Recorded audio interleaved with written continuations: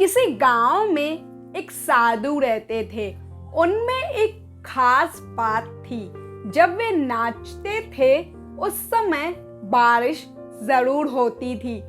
इसीलिए गांव के लोगों को जब भी बारिश की जरूरत होती थी वे उस साधु के पास चले जाते थे और उन्हें नाचने के लिए अनुरोध करते थे।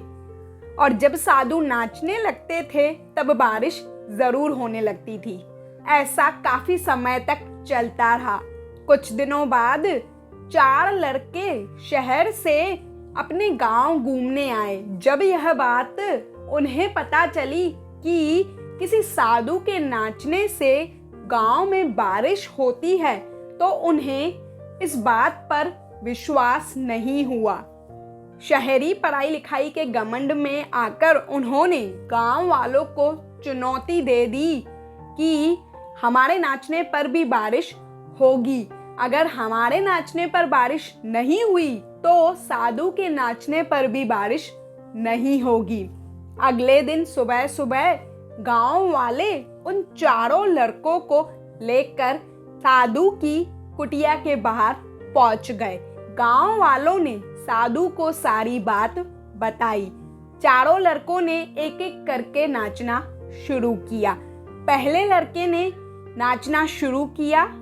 आधा घंटा बीत गया और फिर वह थका हार कर बैठ गया, पर बादल नहीं दिखे।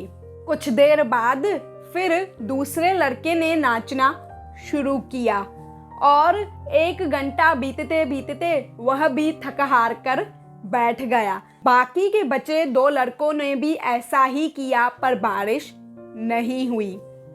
अब साधु की बारी थी। उन्होंने नाचना शुरू किया।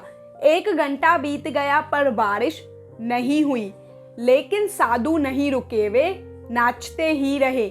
नाचते नाचते उन्हें 2 घंटे हो गए पर बारिश नहीं हुई। 4 घंटे हो गए पर बारिश नहीं हुई, लेकिन साधु रुकने का नाम ही नहीं ले रहे थे। धीरे धीरे शाम ढलने लगी थी। तब बादलों के गड़गड़ाहट की आवाज सुनाई दी और कुछ ही देर बाद जोरों की बारिश होने लगी। यह देखकर 4 लड़के दंग रह गए और उन्होंने साधु के पैरों में गिरकर के उनसे माफी मांग ली। इसके बाद उन लड़कों ने साधु से पूछा, ऐसा कैसे हो सकता है बाबा? हमारे नाचने पर बारिश नहीं हुई और आपके नाचने पर बारिश होने लगी। इस पर उस साधु ने उत्तर दिया कि जब मैं नाचता हूँ तब मैं 2 बातों का विशेष ख्याल रखता हूँ। पहली बात यह कि मैं यह सोचता हूँ कि अगर मैं नाचूंगा तो बारिश को होना ही पड़ेगा।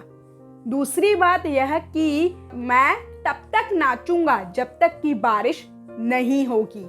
सफलता पाने वाले लोगों में भी यही गुण मौजूद होता है।